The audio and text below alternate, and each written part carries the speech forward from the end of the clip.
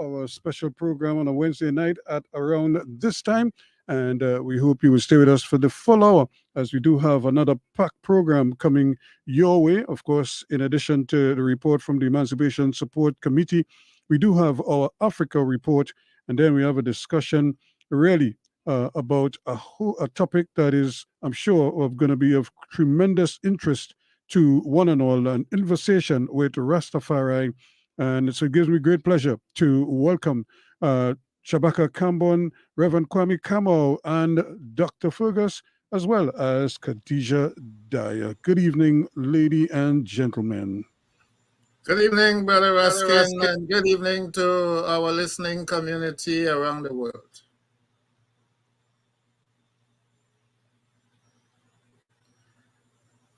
We are not hearing you. We are not hearing you. Brother Kwame, we are not hearing you. I'm not hearing you. Check. Yeah, you are muted. You're muted. You're muted, Kwame. Check, Kwame. You are still muted. No, Kwame, we are not hearing you. Kwame, we are not hearing you. You're muted. Okay, so this evening we have a very packed program, as Ruskin would have told you. We have some representatives of the Rastafarian community here with us to discuss matters pertinent to the Rastafarian community. We have some leaders. Some of them you already would have known quite well on Indaba. Clyde, Ras Trini Levi, Noel.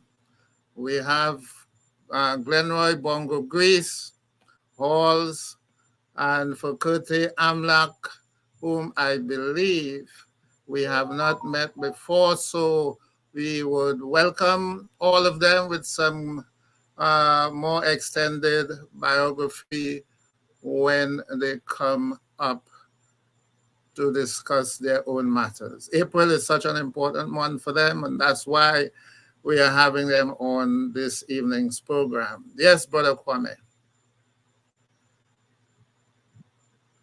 Brother Kwame, you are still muted.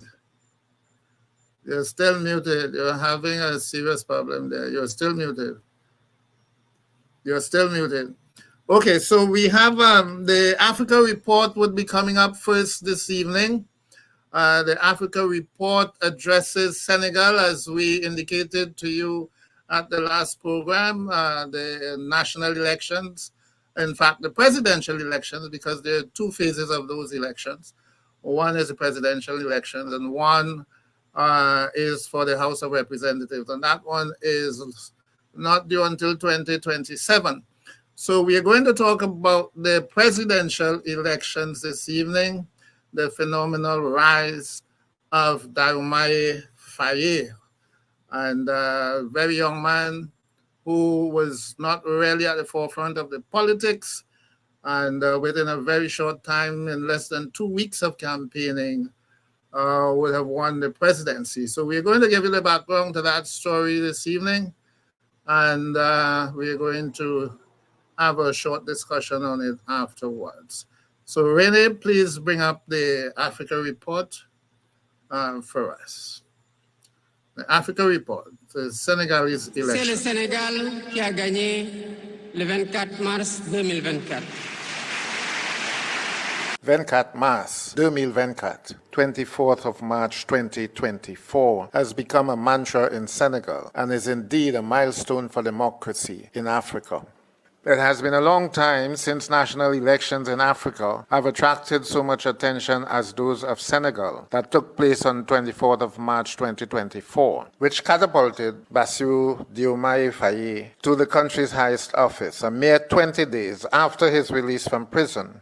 Faye, or Faye, resoundingly defeated Amadou Ba, the anointed candidate of outgoing President Macky Sall.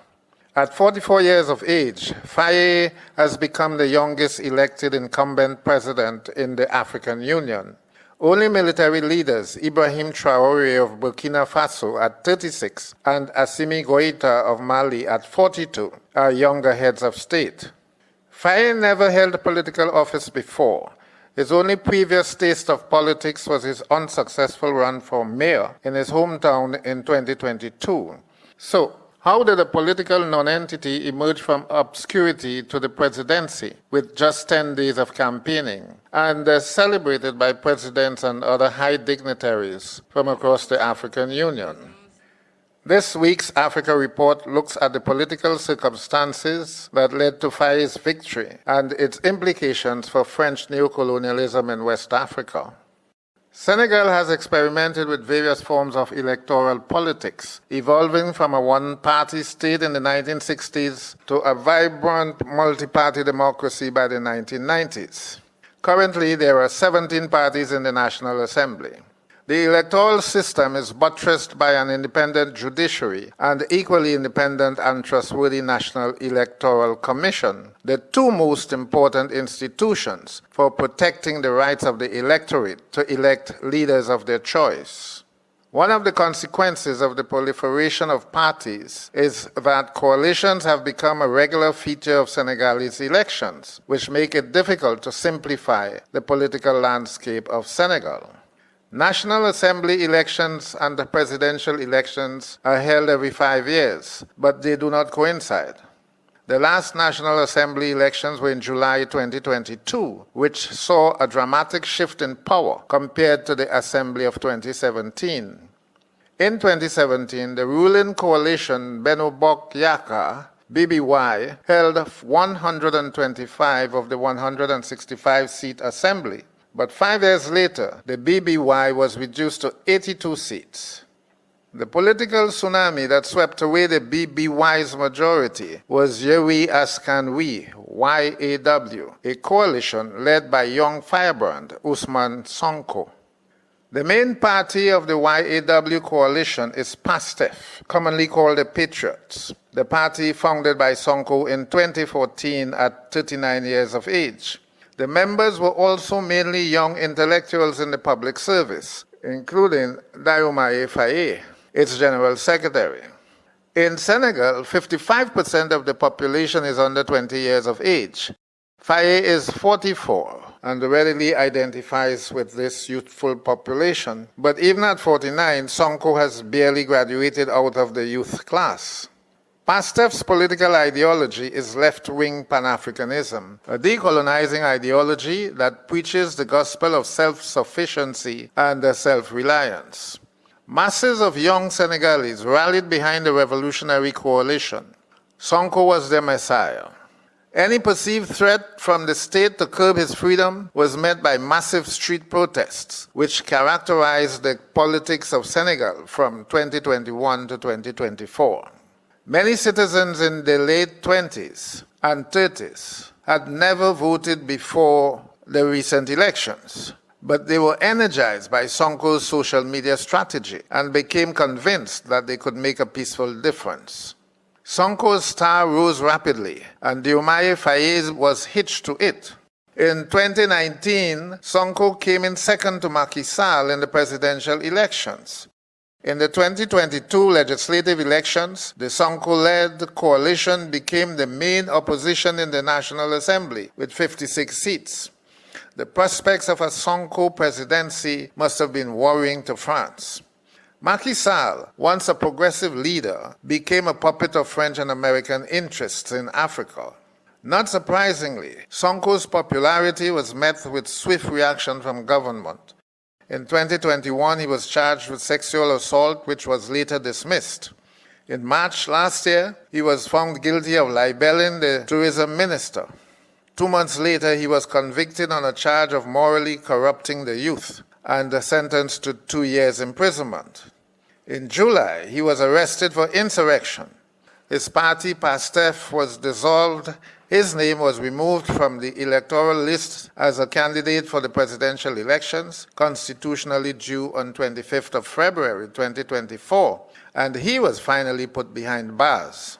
Sonko believed he became a target of French neocolonialism for his promise to replace the CFA currency.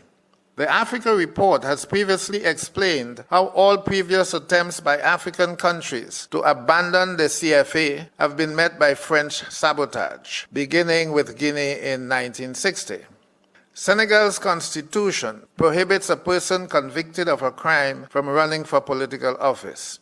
In November last year, as the deadline approached for submitting names for the presidential elections, Sonko persuaded his followers and the political allies to accept Faye as the replacement candidate for the YAW coalition. This was a strange decision because both men were in prison at that time. In fact, Faye was imprisoned before Sonko, being accused of inciting insurrection via social media, but he was never put on trial and was thus eligible to run for president. In the meantime, Macky Sall wanted to run for a third term. He also postponed the elections to December 2024. In both instances, he was defeated by the Constitutional Court, which ordered him to demit office on the 2nd of April, as mandated by the Constitution, and to set a date for the elections to ensure no void in the presidency. With no room to maneuver, Sall signed a law on the 4th of March to pardon all political prisoners arrested for anti-government activities from 2021 to 2024. It is believed that the pardons were a strategy to sabotage investigation into extrajudicial killings of protesters, most of them being Sonko's supporters. Nevertheless, Sonko and Faye were also beneficiaries of the new law. On the 14th of March, Sonko and Faye were released from prison and immediately hit the campaign trails across the country. Since the electoral list was already closed, Faye remained the presidential candidate of the coalition. The electrified crowd saw no difference between Sonko and Faye. They composed an anthem saying, "Sonko is Diomaye and Diomaye is Sonko." It needs to be said that Faye was literally born to left-wing politics. His father was an anti-colonial activist and a lifelong member of Senegal's Socialist Party, the party of Leopold Sédar Senghor, first president of Senegal. This background probably explains why Faye rapidly emerged from Sonko's political shadow to claim ownership of the campaign. With a broom in hand, he introduced his party's manifesto, promising sweeping changes that included a new currency, renegotiating oil and gas contracts, and changing Senegal's relationship with France and the French language.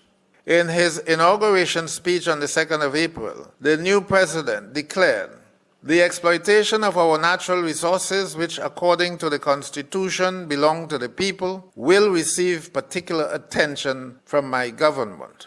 Not surprisingly, Faye's first appointment was Ousmane Sonko as prime minister.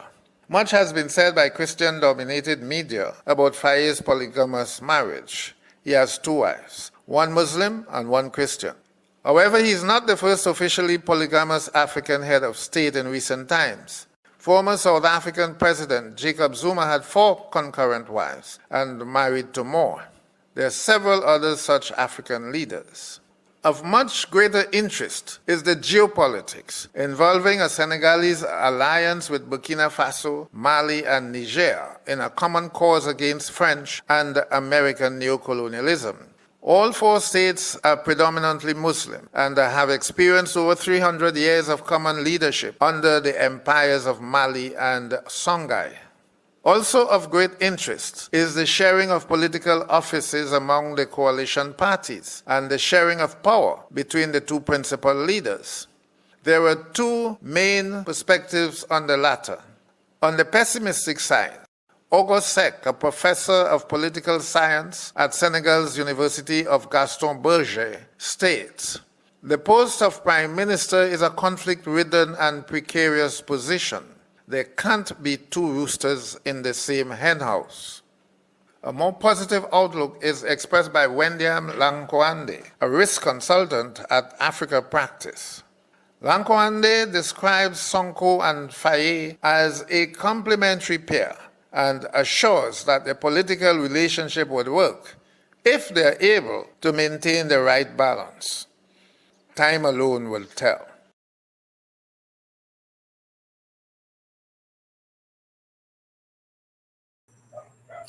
Yes, so there you have had the Africa Report, the Gentlemen are quite young, but they're quite mature. They showed absolutely no rancor, no intent for retribution against the former president, Macky Sall. They met with him, had discussions, shook his hands, and so on. And then he left. Some people assume he left for France, but nobody knew. Nobody knew. But what I see as very interesting coming up would be the geopolitics, as we might call it, because just last week, I think, late last week, Niger demanded of the Americans that they vacate Niger, pack up their base and go. Now that leaves a lot more room for an alliance, between the three states and Senegal. If that happens, they are going to rework the whole political scenario in West Africa. ECOWAS, the relevance of ECOWAS comes into question because we are talking Very about duplicitous. essentially a conservative ECOWAS versus a revolutionary development, which is very anti-neocolonial. So your comment, Brother Kwame. Well, hopefully you can hear me now. Yes, very loud Oh, and clear. perfect. Lovely. So first of all, a very pleasant good night to each and everyone. Welcome again to the Voice of the Emancipation Support Committee. We are well into the program. What an amazing Africa report. Again, scintillating form from prisoner to president. It doesn't happen every day, does it? Of course, if the Democratic Party in America would have its way, Donald Trump will be buried under the prison, rather than making him president. He's galloping to victory, and we see that Europe is preparing themselves in case there's a Trumpian presidency. But speaking to the Africa report, again, very well delivered.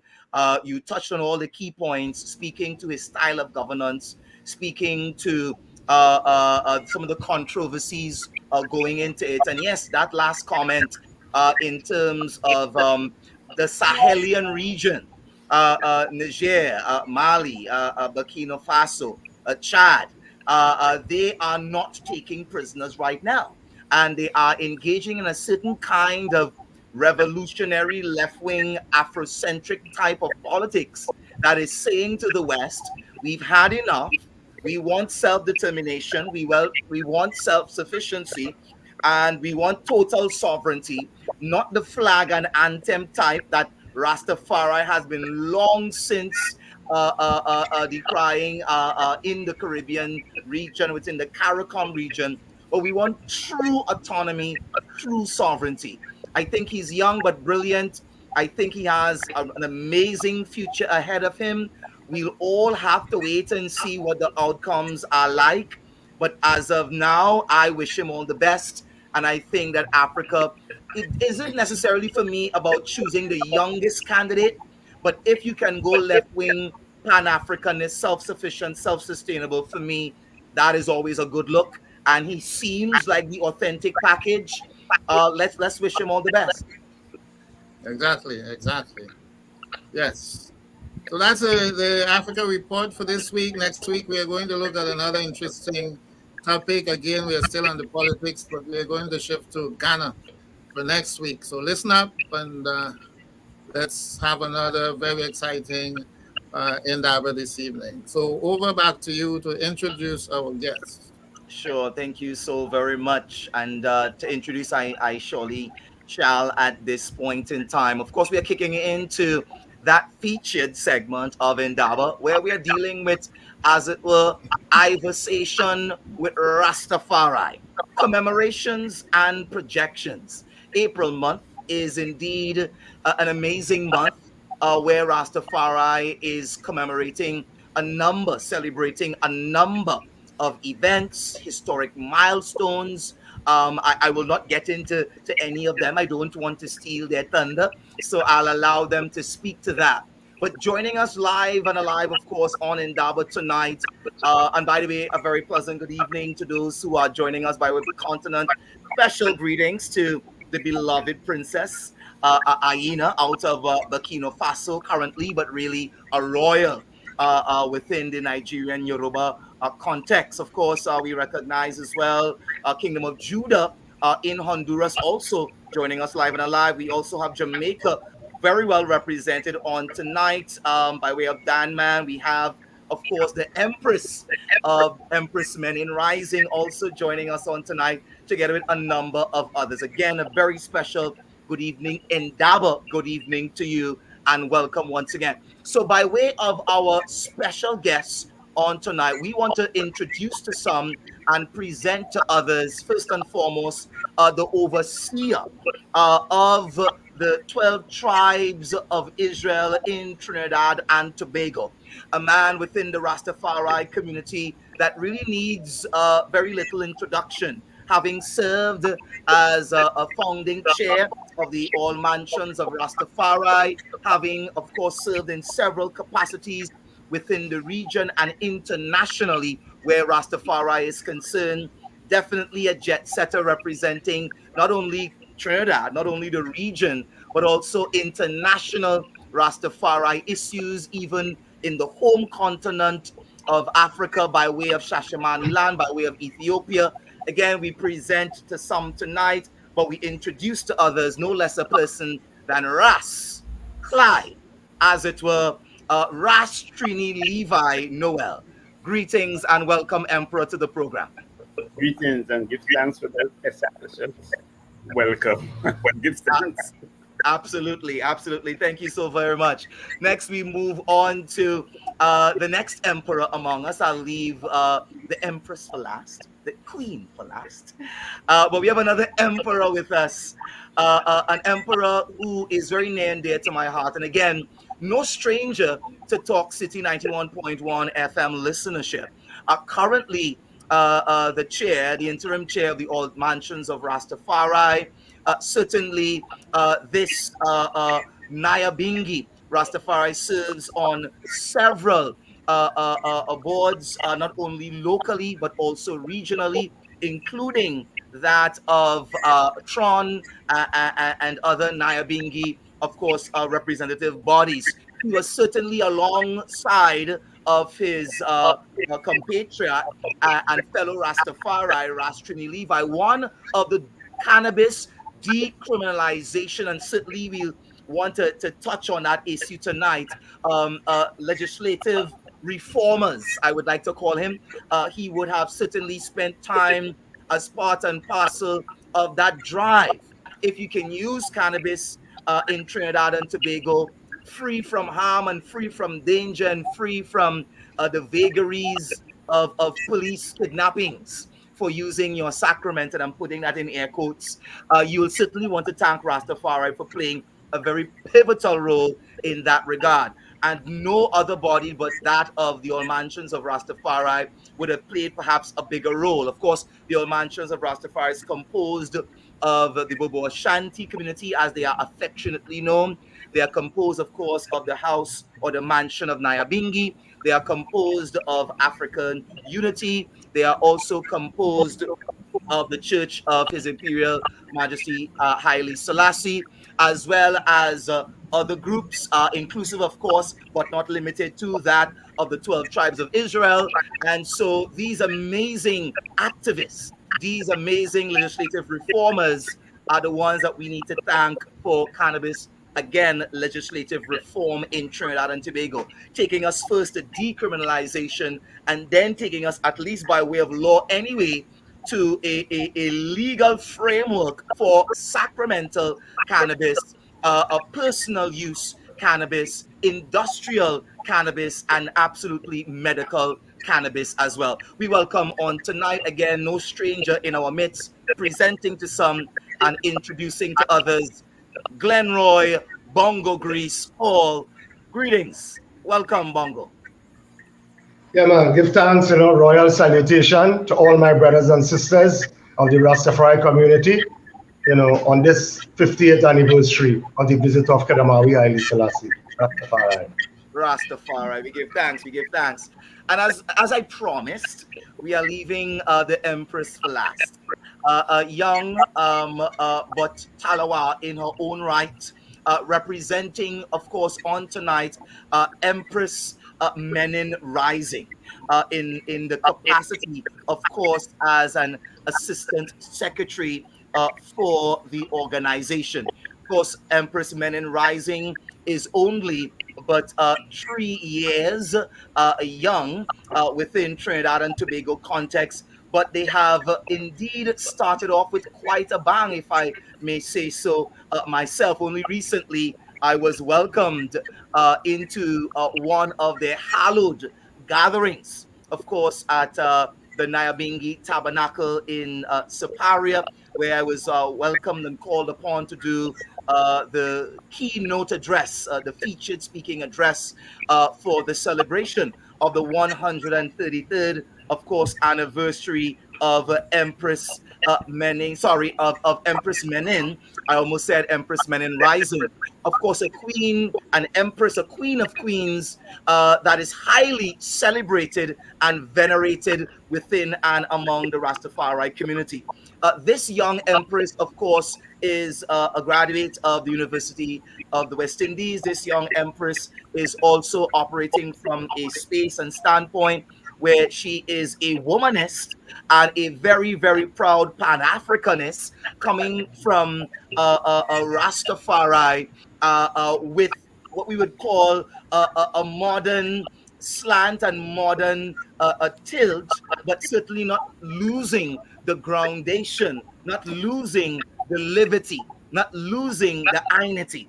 Again, we present and introduce on tonight's program no less a person than the young phenom, a queen, Fekerte Amlak. Greetings to you and welcome to Talk City 91.1 FM. Welcome, of course, to Indaba by way of Facebook and by way of YouTube. A very pleasant good evening and welcome.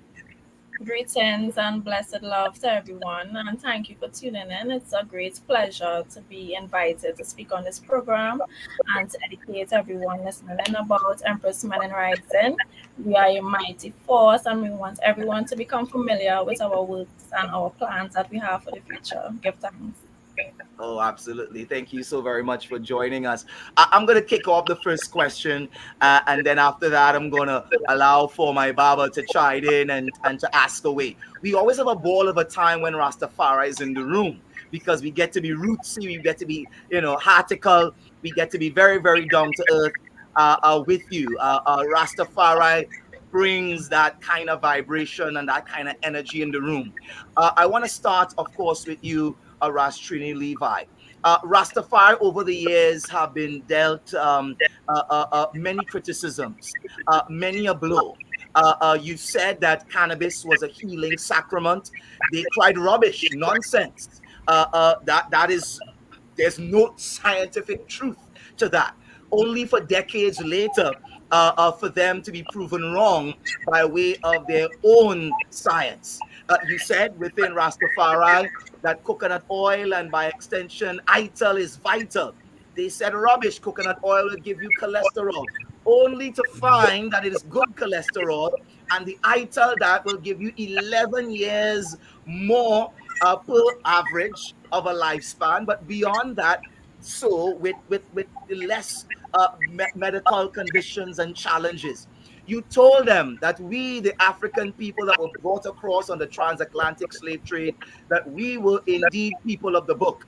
That as African people, we are the ones that were responsible for writing the holy scripture that was taken by Constantine et al. In 325 and then later on in 381 and made into this book. But we are the people of that book. They said you were crazy. They said that you were mad. They rubbished it as the vagaries of perhaps someone that had one split too many, only for it to be proven now by way of Gadangme, by way of Danyakuba, by way of the Kikuyu, by way of Hausa, by way of even Ibu, just to mention a few, that they are indeed a Bantu tribes who can trace their lineage not only to ancient Kemet, but also to ancient Israel as well.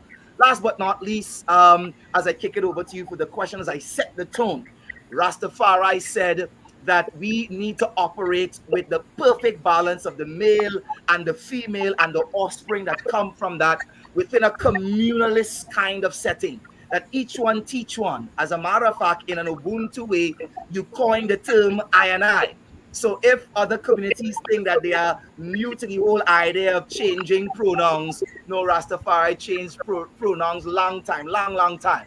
So rather than saying you and me, Rastafari says I and I. The I in me is, as it were, equal to the I in you. So no longer me and you, but I and I. You've been vindicated. Ubuntu vindicates you. Health science vindicates you. Cannabis science vindicates you. History vindicates you. But you have known this all along. You were persecuted, you were prosecuted, but in the month of April, you are celebrating a number of milestones. Tell us, number one, how does it feel to be vindicated in all of those areas where they said that you were wrong, only to be proven by their own scientists that you were right all along? And then beyond the validation, speak to us about the commemoration. What are you celebrating this month, and how can the masses, how can the people join you in these celebrations? Over to you, Ras Trini. First, I want to say greetings and all protocol observed to each and everyone. Thank you for having me on the program tonight.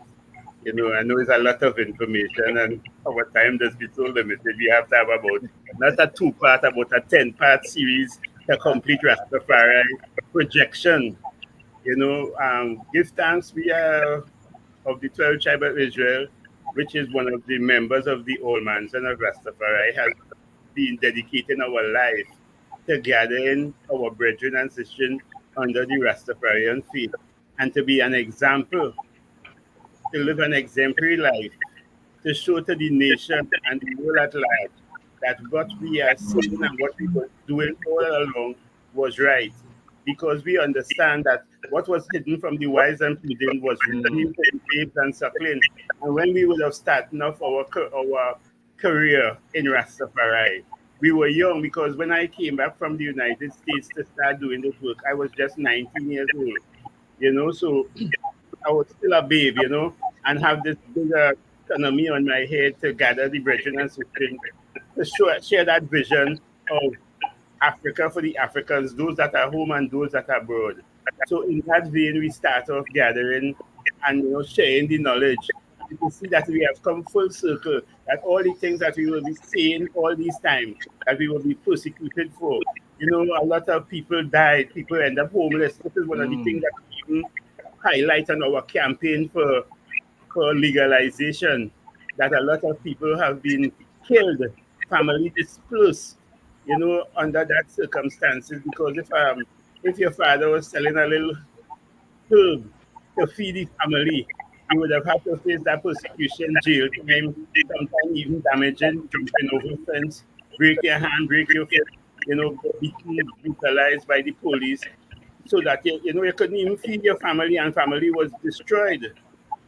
You understand? Because sometimes when a man get locked up in jail and his significant other have to continue the life after a couple of years in jail, because we know how the system is, that it's only put off and put off and put off. Sometimes they need to feed the family, and you don't be persecuted by your father, your mother, and your community at large. So you have to try to find something or someone who can assist you. And you know how it is in the ghetto sometimes and in the world. That somebody come and offer a helping hand with a price, and families be destroyed. But so we give thanks that we could come full circle and reach to the criminalization of the term. And we know we have a long way to go, and we are asking people to support. Don't be afraid, because as Peter Tosh said in one of his songs, "We tired to lick pipe in a bush." You want to come out in the open, and we understand the significance of it now. Everybody talking about THC and CBD and all the different things. But that's a second to Rastafari, really. Because our main theme is Africa and unity. So I was glad to see that introduction, the African report, shows a young African taking the stage and being elected, and understanding that the Rastafari have been preaching this for the longest while. We are the first people who said United States of Africa. When everybody was saying United States of America, we, the Rastafarians, were saying the United States of Africa, and Africa must unite. And who will give up a continent for an island? That is our mantra. So these things that we have been saying over the years is real. And in this time when we see His Imperial Majesty visited Trinidad and Tobago and the Caribbean at large in this month of April, we have even more to celebrate because he first came to Trinidad on the Dr. Ek William would have invited him, and he came to Trinidad first. Some people wouldn't see significant because Jamaica was way ahead in the Rastafarian culture and understand Marcus Garvey that if a black king will be crowned and your redemption will be at his hand, and they take it from that stage while we were still on the Pan-African stage. Because this long time Trinidad was dealing with Pan-Africanism and certain things with Cadno and other people. So we were still on that stage. And when he came, we had a tremendous welcome too. We didn't stop the plane. Probably we were not that enthusiastic to jump over the barriers and break out the barriers and stuff. But we were there in our numbers. If you see footage of the visit of His Imperial Majesty to Trinidad, I remember I as was around the savannah when the motorcade passed, and the whole street, all the schools came out and everything. So in this time in April that we are the 12th tribe of Israel, as you know, we never stopped sending people to Africa. This tradition has started with us from 1981 when I first visited Ethiopia, and we sent 25 brothers and sisters to visit the land so that they could come back and give a report. And we start to send brothers and sisters to live. Where at this present moment we have approximately 70 Trinidadian and Tobagonians living in Ethiopia, Shashamani and other parts, Addis and different parts. And we in the 12th tribe of Israel right now are preparing to send 2 people to live. And we have some brethren and sisters who is planning an excursion, which we trying to get about 40 people to visit. And we have a number of fundraising events and stuff that we are putting on in this month of April, going right up to October. So I just sharing with the nation at large the work that Church Tribe of Israel has been doing over the years. And tomorrow night, which is the 18th of April, the anniversary of the visit, we are having a free stage show. A free stage show at the 12th Tribe of Israel HQ Sea. And anybody want any information on the 12th Tribe of Israel, by extension, all mansion of Rastafari, to contact all the Rastafarian organizations, and they will lead you to where you need the information. 12th Tribe of Israel, Martin. And we welcome all. As you know, you've been here. You see the kind of work we put down. We try to bring up Rastafari to a standard that is impeccable, if I could use that word. We have a proper HQ with conference room, air condition. We have a proper hall to invite to have any kind of function. And we try to set an example. We try to educate our members and our young people to be educated so that we can stand up as examples in the nation. I don't want to go too long because our time is short and we have more guests. But that's just a little sample. And if there's anything needed, I'm always open. Blessings. We give thanks. I kick it over to you, Baba, to field the next question, whether to the young queen in our midst or perhaps to the emperor, as we talk about, again, commemorations and projections within the Iversation with Rastafari. Over to you, Baba. And you are muted, just to remind you, you are muted. Yes, Empress, I will address my question to you, a request really. I would like to know more about your organization. I had a course at UWI I taught that was called Womanism. Womanism was part of it. So I sort of understand the nuance of that term rather than feminism. But could you tell us more about your organization, what you're doing, and how you probably, if at all, tie in with the commemorations of the of April, as we have heard from the representatives of all mansions. I have a question for Bongo Grease, but I will ask it after, sometime after. Yeah, Sure, that's but go fine. ahead. Let's hear. And Let's get. before you continue to do that, we are getting a little feedback. So I'm going to ask our emperors, Ras Trini and Bongo Grease, if perhaps you can mute until we are ready to continue. I continue. Yes, there we go. Perfect, love. My guess is somebody has a radio close by, if it might be in another room or something. I think it's coming from a radio. Yeah. So Empress, go ahead. Tell us about the organization, what role you play in the organization, how the organization might fit into the April commemorations and projections for the future. Give thanks. So Empress Men and Rising is a safe space for Afrocentric Rastafari women. And it gives us an opportunity to create genuine connection through sisterhood. And we come together in unity to do charitable work. And the space offers, connection, support, and, a platform to reason as sisterins within the Rastafari community. We come from all different mansions of Rastafari. I myself, I am an Ethiopian Orthodox, and all the empresses come from Bobo Ashanti, Nyabingi, African Unity, 12 Tribe, and some other empresses from Orthodoxy as well. And Empress Man and Rising, our main characteristic, I would say, is to embody what Empress Menin represents. And what Empress Menin represents is a life of service to try to accomplish fulfilling the Rastafarian creed, right? The Rastafarian creed, as in our event, we created a pamphlet to um, outline what the Rastafarian creed is. And you see Empress Menin here with with a star, with the astrological star, the Sirius star.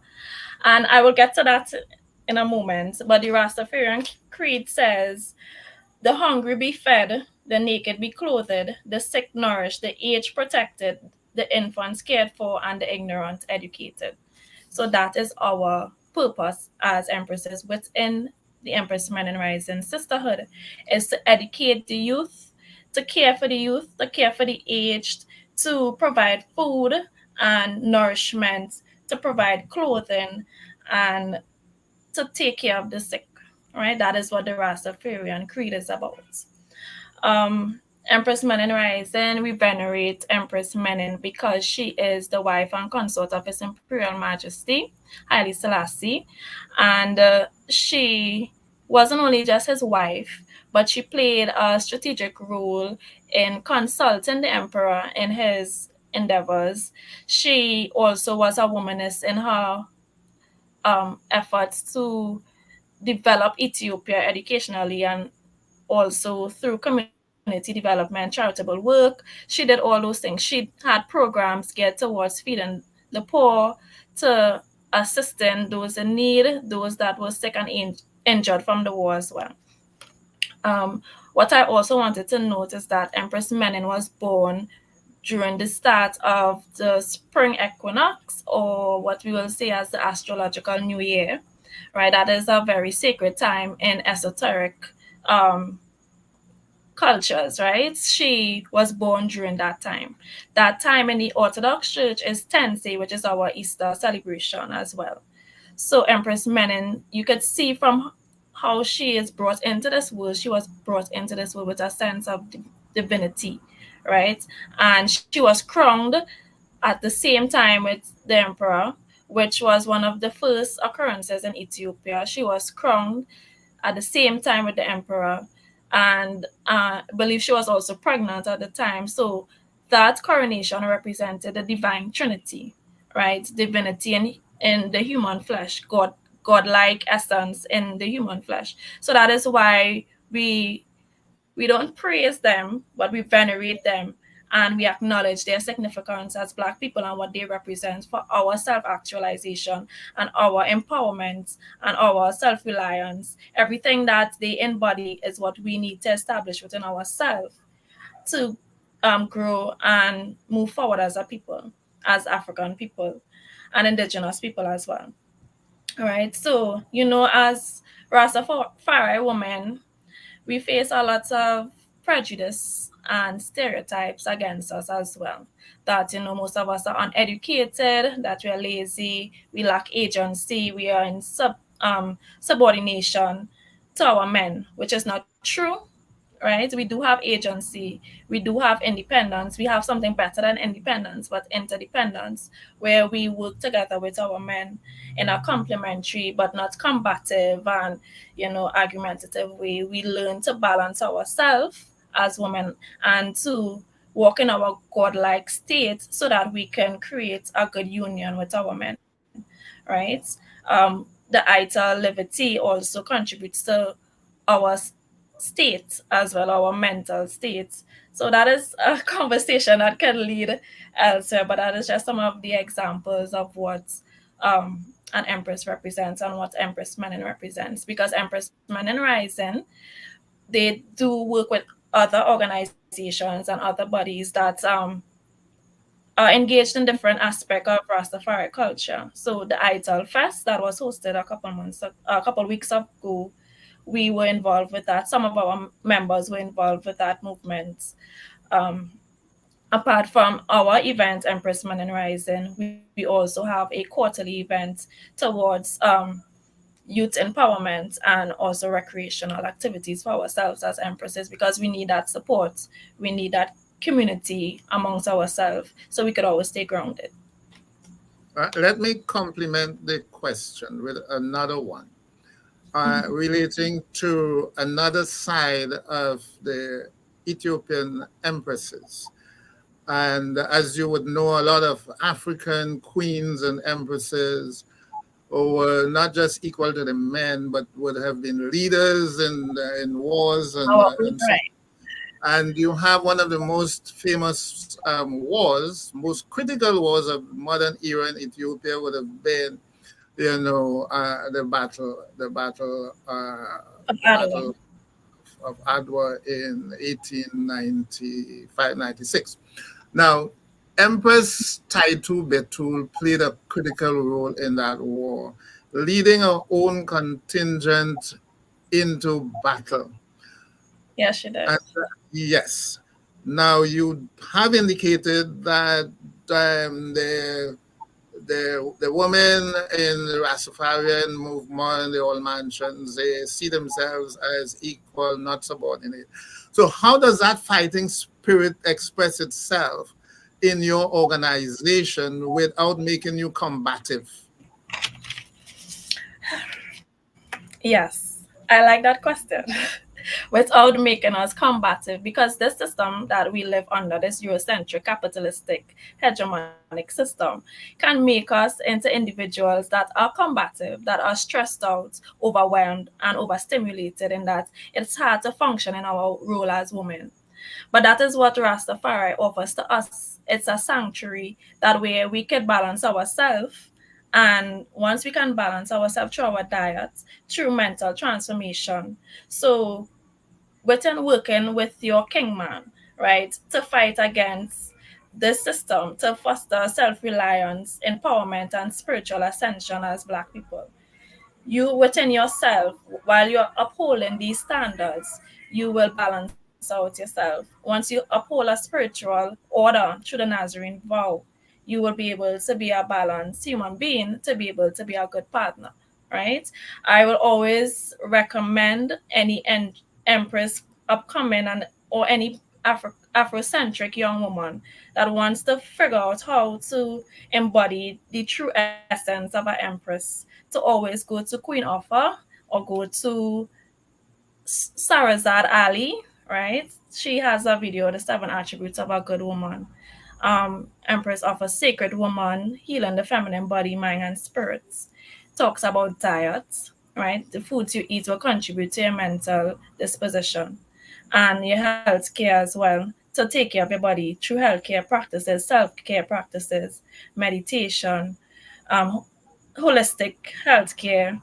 Um, Also, there was an empress. She had a website. She has a YouTube platform as well. She outlines the 14 principles of an empress, right? I would like to list them because I want to know how we try not to be combative. So And this what assertive and all of that, that yes, militancy, assertiveness, and so on. our And militancy is yeah. important, right? So this empress, she has a platform called Rastafari flying. When I was a youth, I was about 18, 19, trying to figure out. I always liked Rastafari. I didn't grow up in a Rastafari family, but I was a seeker, right? I always wanted to learn about it. I'm an avid reader, so I read a lot. And I stumbled upon this website. And this empress, she laid out 14 principles of what an empress is. And I said I will read this list tonight in case anybody is listening, right? Who wants to fulfill the empress essence, right? So she says the values of an empress is divinity, self-respect, intelligence.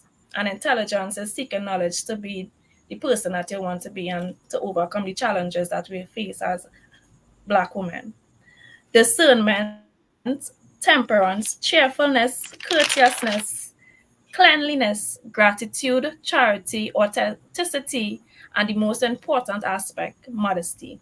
Right? Modesty isn't restricted to the way you dress alone, even though it's an important part, but I'll leave that as a side note. It also includes your expressions such as temperance and self-respect, and respect for yourself and respect for your kingman. Because we know as women we have power with our tongue, but you need to know when to self-regulate. And through your diet and how you exercise your life, your daily life, you'll be able to self-regulate better when you do your healing practices, right?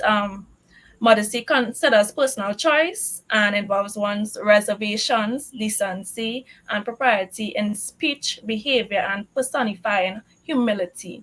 Humility in a daughter does not engage in excessiveness. So, because we understand that we live in a capitalistic culture that is grounded on conspicuous consumption, we know that we need to be reserved in how we exercise our buying power, right? You know you're living in a system that is designed and weaponized against you. So you make conscious decisions on what is important to the betterment of yourself and your family, right? What you purchase, what is important. You don't need every trend and fashion. The way you wear your hair is a natural way because we don't need to keep up with all the trends within our culture. As Black women, yes, we have cultures of dressing up our hair different ways, but we try to pull off from that and reserve to keeping our hair natural, right? We do not engage in pretentiousness, and we have a strong self-love, pride, integrity, and health care practices. So these are some of the values she outlined in her piece online. I encourage everybody to check out that website. And yeah, so as I was saying, we practice temperance in the way we engage with our men and self-respect.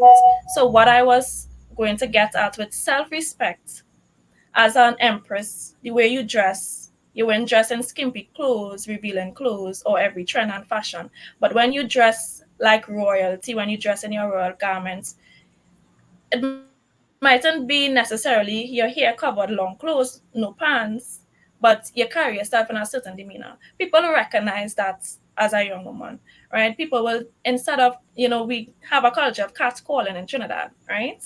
So, man will call you out in the street, they'll say sexy, love. But as an empress, when you're in the streets, men treat you a different way and hold you at a different standard because of the way you carry yourself. So they won't call you in a sexualized way, but they will say royal daughter, natural, empress. You understand? Because of the way you carry yourself. So the standard that you carry yourself, men will relate to you in that manner. So that is why Okay, self-respect so is let's important. okay, right. That's great. That's great. Let's change the focus a little bit now to a current event taking place in Geneva. There is a permanent forum for people of African descent. The Rastafarians are present there. Trini Levi said that people were killed, they were brutalized, and so on. And one of your representatives there that I listened to, Steve Reed, he reminded the community of the seminal role of Rastafarians in the global reparations movement, but he also called on Caribbean governments, one, to apologize to Rastafarians, two, to pay reparations to Rastafarians. What is your view on this? What is your take on this? I'll start with Bongo Grease, since Bongo Grease is, of course, a representative on the National Committee on Reparations. So, Bongo, go ahead and let Trini Levi could chip in afterwards. And be sure to unmute. Yes, beautiful.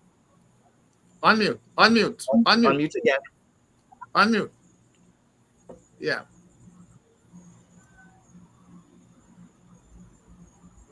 Okay, he's having some trouble. Yeah, okay, now. Yes, go ahead. Go ahead, Bongo. Yeah. Greetings again, the brother Steve Reed, who is representing, I believe, Brazil at the Permanent Forum, as you were saying just now. In terms of reparatory justice, it is necessary. The Rastafari movement have been calling for reparatory justice from the Caribbean governments for a very, very, very long time. Because of the atrocities that Rastafari went through, even the 1963 Coral Garden incidents, where Rastafari was shot and brutally beaten. Even in Trinidad and Tobago here, under the infamous Mr. Burroughs, there was a Rasta squad that was to hunt Rastafari and beat Rastafari. Totally. I mean, the atrocities against Rastafari is abound. It is painstaking to really reveal because it was terrible. And as such, the governments today, while they look at reparatory justice, it is important that governments join together for reparatory justice in order to deal with the cause. However, your first charity begins at home and ends abroad. And you first have to look at the atrocities that take place with the brethren or the Rastafari families within the diaspora. It is very important because like anything else, we have been persecuted by the state.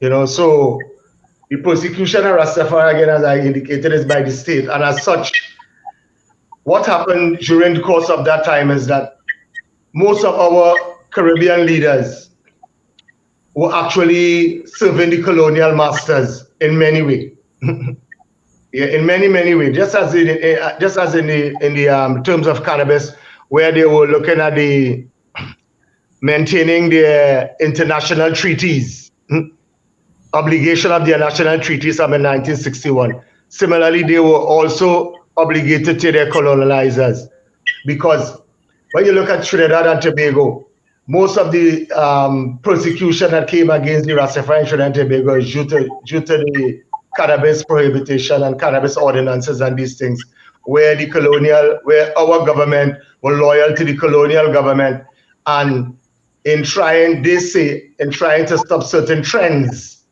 among the other races from the earlier migrants, is why they persecuted Rastafari so much. So from the third epoch, from after 1970, after the National Union of Freedom Fighters, Rastafari was targeted, because of cannabis, which at that point in time really had served the Rastafari well, because cannabis at that time to the Rastafari, after the Black Power and the National Union of Freedom Fighters, was like food, clothes, and shelter.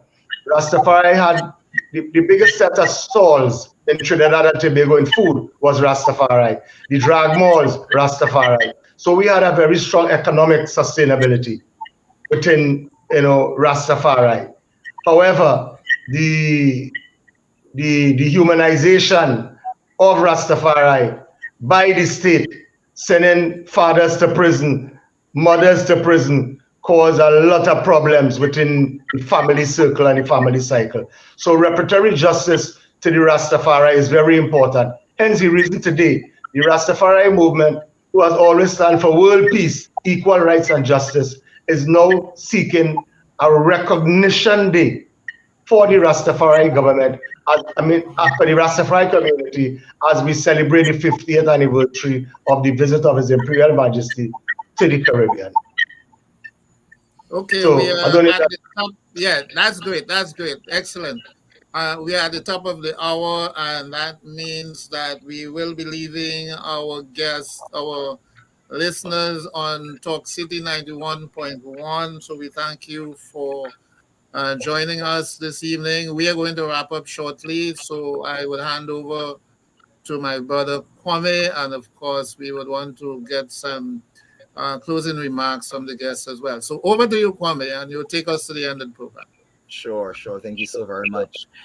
Again, I just wanted to recognize those who are in our audience by way of YouTube and Facebook, where we are officially in double overtime as we are seeking to get some closing remarks and comments from all of our guests before we depart. But I want to recognize Stay Calm, It's a Plant, Empress Q with us.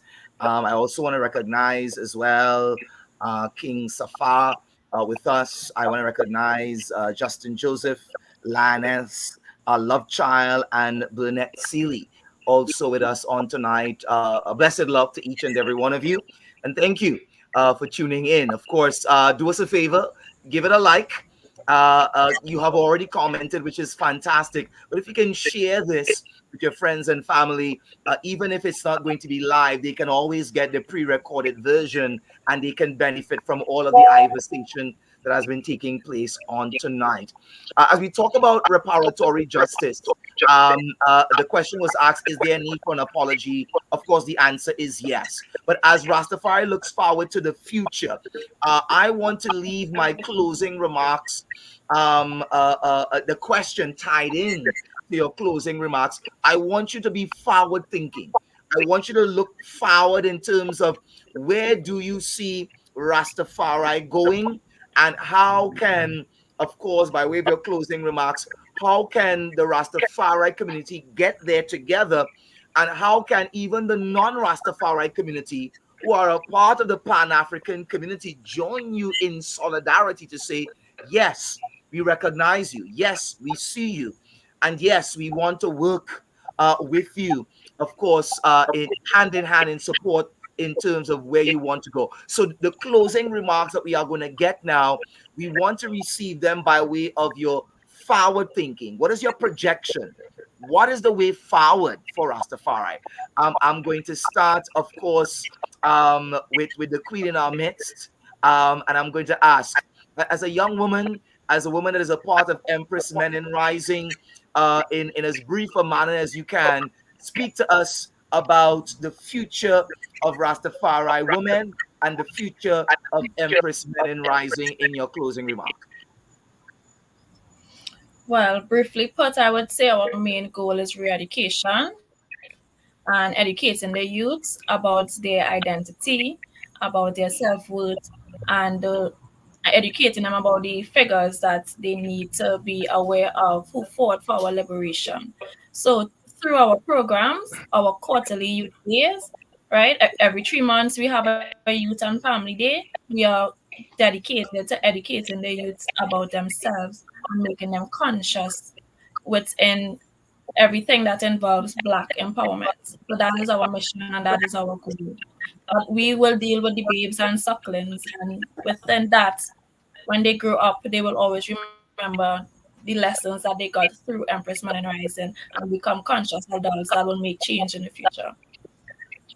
Good. So your projection is to use the discipline, the pathway of education as a catalyst to stimulate, to inspire, of course, to change and to transform towards the next generation of Rastafari, together with, of course, all of your humanitarian works. Someone is asking the question, it would be nice to get the link to the organization the Empress talked about.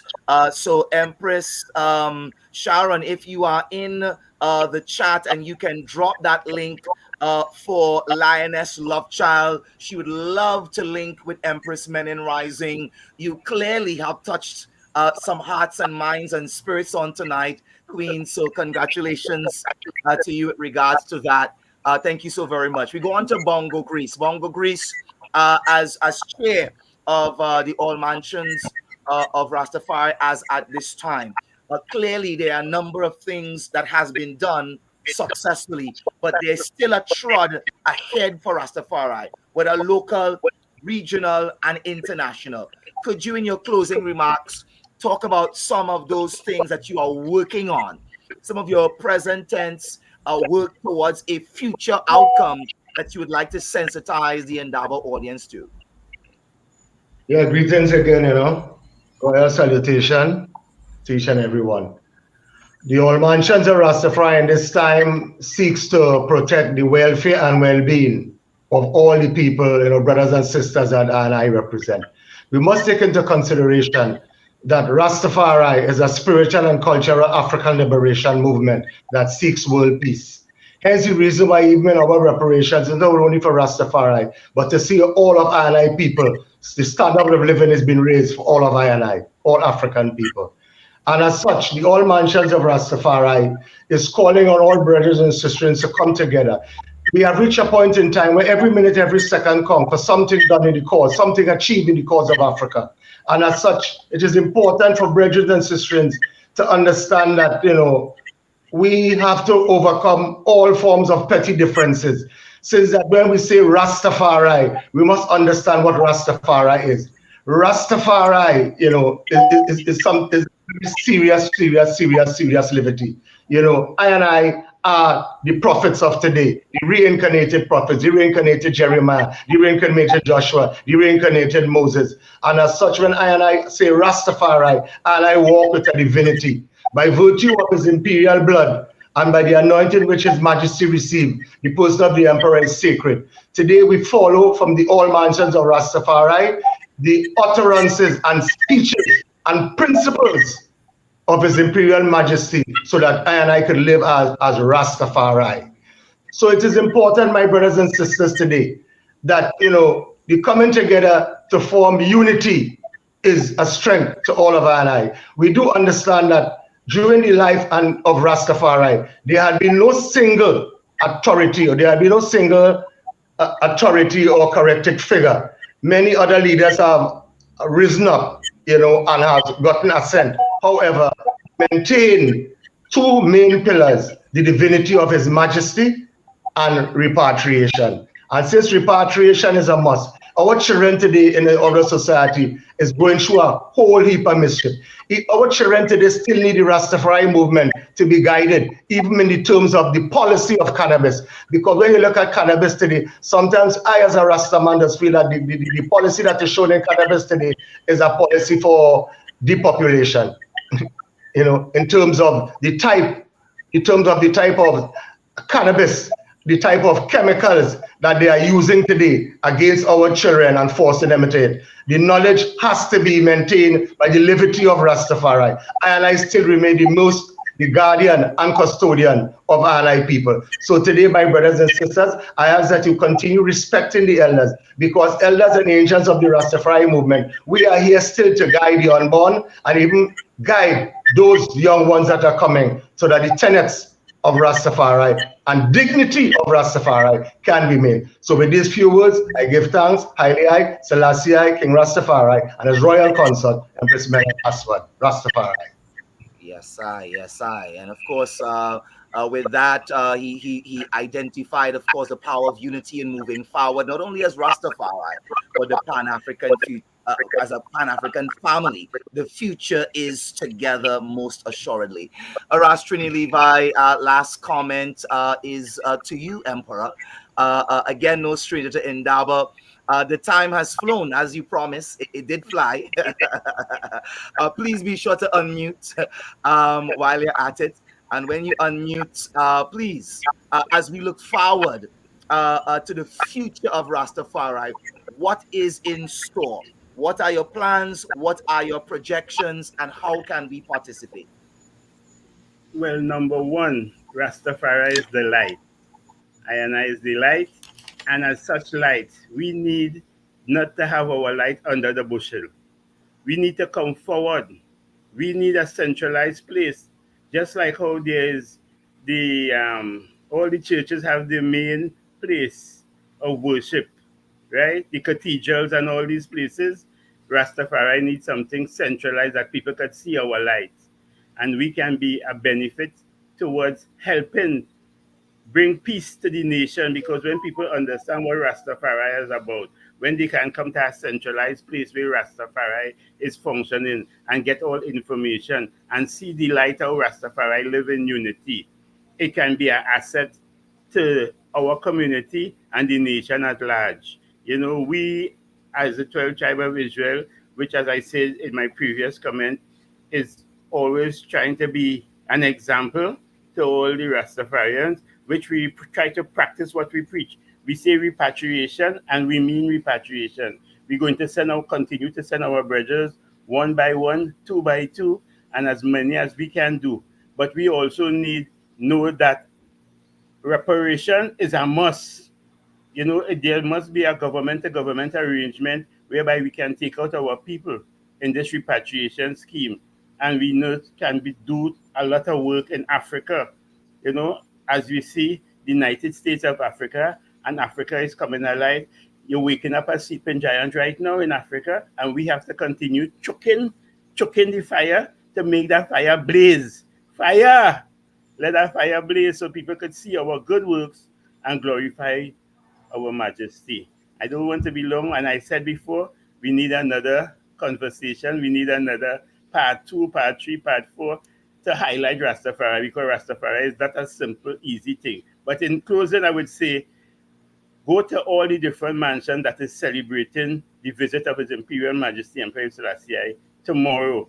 12 Tribe of Israel, CJ's Diego Martin, Wharf Trace, Superior, Inayabingi, African Unity, wherever Rastafari is functioning, celebrating this visit of the great king. Because people never believe that we have kings and queens, and we were always great in the earth, and they took us for granted. And we as the Rastafari has highlighted this plight. And I know the educated people who are in the different vicinities, universities and different places who have done their research, they know, but nobody was in the voice, because not everybody can speak. As you know, you are a great spokesman, but not everybody can speak. So the Rastafarian come with a voice that will the downtrodden and the underestimated will hear, and they have to use this voice of the Rastafarian to get the message across. For these few words, I give thanks. Well, I see the best for last, and I want to have you know that we will have at least one of you on the program next week, Wednesday, to talk about, of course, cannabis harmonization, cannabis legislative harmonization within the Caribbean context. Words to that effect. A flyer will be, of course, done and shared with the massive soon come. But because we couldn't deal with that issue in depth tonight, we are going to do a Rastafari part 1 and a Rastafari part 2 by way of discussing cannabis, of course, legislative reform within a Caribbean harmonization context. And absolutely, we are going to be dealing with Iversation's part 2 come next strong, because I deal with no weak business. Of course, with those few words, I want to thank everyone for tuning in. From the Kwame, am I still on? Am I still on? Are you seeing me? Are you hearing me? Go. Yes, we can see you. We can hear you. Yes, okay, go right ahead. I lost my window. Okay, I just want to say on behalf of the Emancipation Support Committee and Indaba program as well, congratulations to Dr. June Suma, who as of yesterday has become the president of the United Nations Permanent Forum for People of African Descent. So congratulations to our sister from St. Lucia. She is currently in Geneva attending the sessions of the forum. Congratulations to her. That's it. So take over and close the program, please.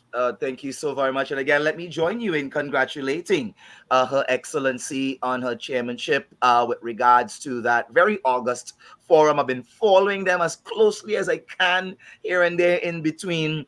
As a member of the International Civil Society Working Group, again, kudos to the forum for coming together in the way that they have.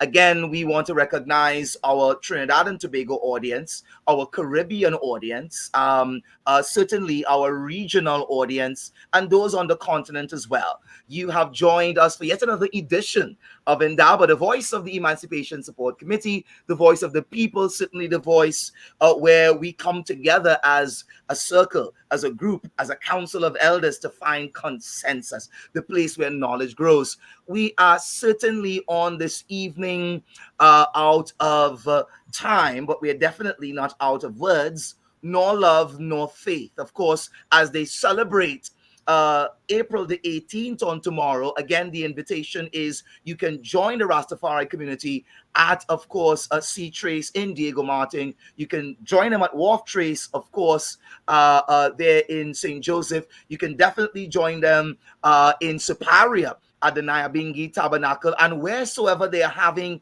their various, events, activities. Please feel free to give them a call. They do have the All Mansions of Rastafari, a Facebook page, so you can join them by way of their calendar, by way of their events, and certainly support what they are doing. Again, there's no shortage of information, but we are out of time for now. Until the next strong Rastafari style, stay good, stay blessed, and in the words of Rastafari, as we end, Indaba for today, Wednesday, 17th of April, we say, blessed love. Heart of love to all of the Indaba Massive. See you soon. And good night.